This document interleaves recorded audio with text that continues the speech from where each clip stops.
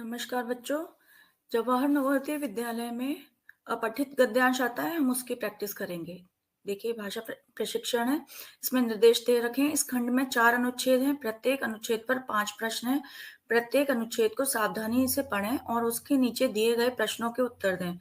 प्रत्येक प्रश्न के लिए 4 संभावित उत्तर दिए गए हैं, जिसकी क्रम संख्या ABCD है। इसमें से केवल एक ही उत्तर सही है।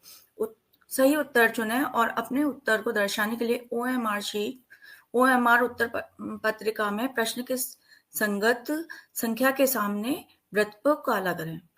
तो अब सबसे पहले हम ये अनुच्छेद देख लेते हैं, पहला वाला।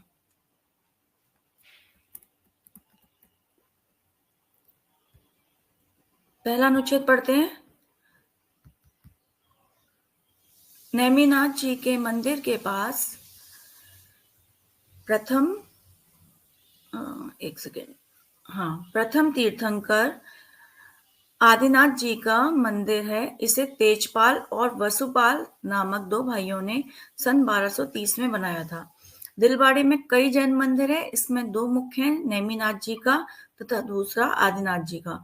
नेमिनाथ जी का मंदिर विशाल चबूतरे पर बना हुआ है। मंदिर बाहर से देखने पर तो उतना सुंदर नहीं लगा, परंतु अंदर जाकर तो हम चकित रह गए। मंदिर के वातावरण में अपूर्व शांति थी। भगवान नेमिनाथ जी की मूर्ति जगमगा रही थी। अब ये हमने अनुच्छेद पढ़ लिया है और इस पर बेस्ड 5 प्रश्न हैं। हम ऐसा भी कर सकते हैं जल्दी करने के लिए कि हम पहले प्रश्नों को पढ़ लें, तो हमें एक आइडिया मिल जाएगा कि ये प्रश्न पूछे जा रहे हैं, और फिर हम अनुच्छेद पढ़ेंगे तो फिर हमें जल्दी से उसके प्रश्न मिल जाएंगे। ठीक है, तो चलिए देखते हैं पहला क्या है। पहला प्रश्न है इसमें, इस अनुच्छेद से जो आया, नेमिनाथ जी और आदिनाथ जी के मंदिर किस स्थान पर है? तो हमने अभी पढ़ा था दिलवाड़ा में। ठीक है, अगला है, आदिनाथ जी के मंदिर का निर्माण किस सन में हुआ था? तो अभी हमने निर्माण देखा था, किस सन में हुआ था।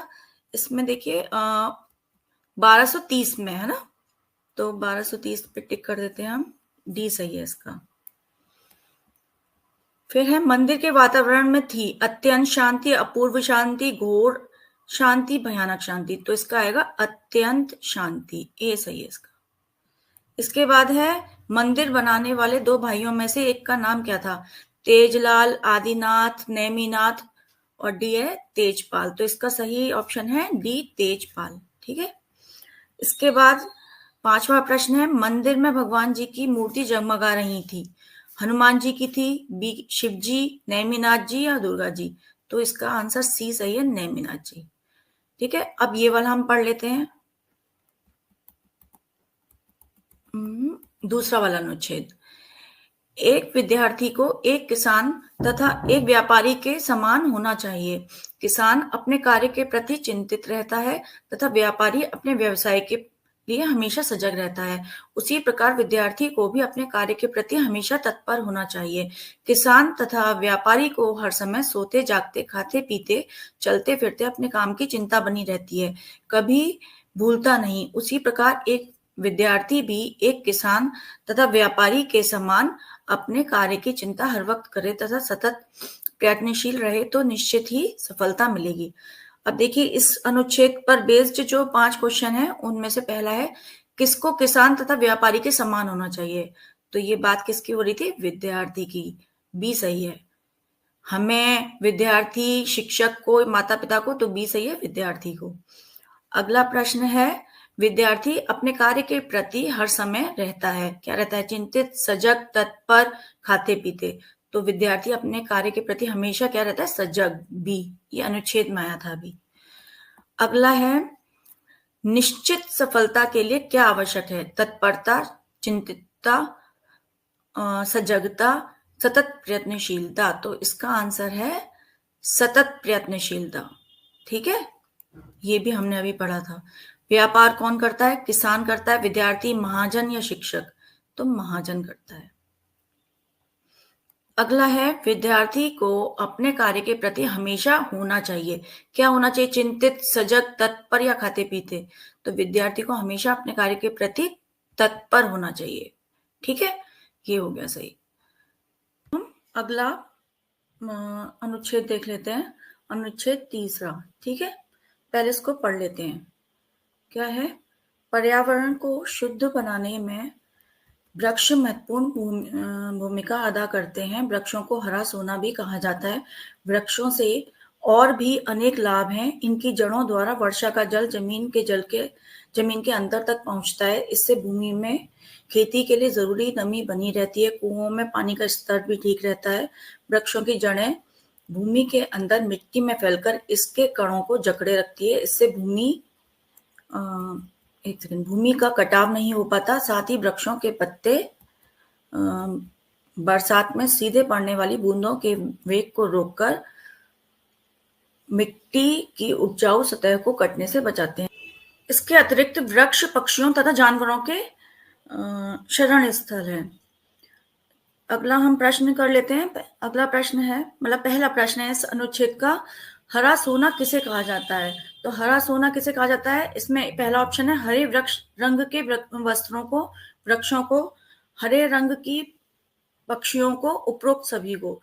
तो आएगा इसका आंसर है वृक्षों को हरा सोना कहा जाता है। ठीक है। फिर अगला प्रश्न है, वृक्षों की जड़ों का महत्वपूर्ण कार्य है। ए है जड़ी बूटी के रूप में काम आना, पेड़ों को आधार देना, वर्षा की जल को जमीन के अंदर पहुंचाना, ईंधन के रूप में काम आना। तो इसमें आएगा वर्षा की जल को जमीन के अंदर पहुंचाना। यही लिखा हुआ था अभी अनुच्छेद में, हमने पढ़ा था जब। मिट्टी का कटाव रुकता है, किससे रुकता है? वृक्ष की जड़ों के द्वारा। ठीक है। अगला है, वृक्षों की पत्तियां बरसात में सीधे पड़ने वाली बूंदों के वेग को रोककर भूमि कटाव को रोकती हैं, मिट्टी को उपजाऊ बनाती हैं, पक्षियों को सहारा देती हैं, जानवरों को सहारा देती हैं। तो हमने अनुच्छेद में क्या पढ़ा था? भूमि के कटाव को रोकती हैं। ठीक है। अब अगला हमारा प्रश्न है, वृक्षारोपण किसे कहते हैं? वृक्षारोपण किसे कहते हैं? ए है नए वृक्ष लगाने को, वृक्षों को काटने को, पर्यावरण को शुद्ध करने को, या उपरोक्त में से कोई नहीं। तो इसका है ए, नए वृक्ष को लगाने को ही वृक्षारोपण कहते हैं। ठीक है। ये हो गए इसके सारे प्रश्न जो हमने देखे। अब अगला अनुच्छेद देख लेते हैं हम। और इसमें एक सबसे जरूरी बात यह है कि हम लोगों के पास जब हम पेपर सॉल्व करते हैं तो टाइम की कमी होती है। तो इसीलिए हमें क्या कर देना चाहिए, अनुच्छेद में हमेशा पहले हम शॉर्ट में भी काम कर सकते हैं, यानी कि पहले हम प्रश्नों को हम पढ़ लें फिर अनुच्छेद को पढ़ें। तो इससे क्या होगा कि हमारे माइंड में हर चीज पहले से ही समझ में आ जाएगा कि क्या इसका आंसर आएगा। नहीं तो हम क्या करते हैं, अनुच्छेद पहले पढ़ते हैं, फिर प्रश्नों को पढ़ते हैं, उसके उत्तर के लिए फिर अनुच्छेद को पढ़ते हैं, तो हमारा टाइम वेस्ट होता है। तो अब की ये वाला चौथा अनुच्छेद हम बाद में पढ़ेंगे, पहले हम इसके प्रश्नों को देख लेते हैं। उर्दू में समाचार पत्र कहलाता है, तो हमें इसके बारे में देखना है। उर्दू में समाचार पत्र कहलाता है, क्या कहलाता है? समाचार पत्र कौन कौन से रूप में प्रकाशित होता है, ये देखना है हमें। फिर अखबार के किस रूप पर लोगों का ध्यान अधिक केंद्रित रहता है और समाचार पत्र विस्तृत कर देता है, ये प्रश्न है। फिर आप लोगों के हाथों में आने से पूर्व मुझे अनेक प्रक्रियाओं से गुजरना पड़ता है, किसने कहा? ये 5 प्रश्न है। अब हमने ये ध्यान से पढ़ लिए हैं कि कौन कौन से प्रश्न इसमें पूछे गए हैं। तो जब हम अनुच्छेद पढ़ेंगे तो उस चीज पे हम ध्यान रखेंगे कि ये प्रश्न पढ़े गए थे, तो पूछे गए थे, तो ये कौन सा आंसर होगा इसका। ठीक है। तब अब हम अनुच्छेद पढ़ेंगे।